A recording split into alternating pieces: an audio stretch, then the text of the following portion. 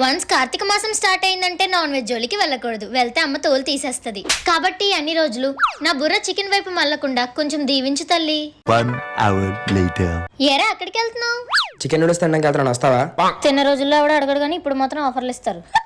2 hours later. Hi Bujjamma, మధ్యాహ్నం బువ్వ తిన్నావా? తిన్నాను కాకబువ్వ.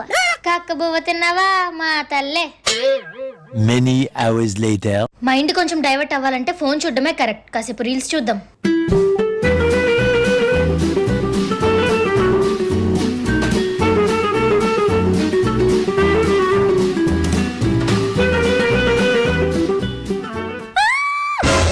ఏవైతే వినకూడదో అవే వినిపిస్తున్నాయి, ఏవైతే చూడకూడదో అవే కనిపిస్తున్నాయి.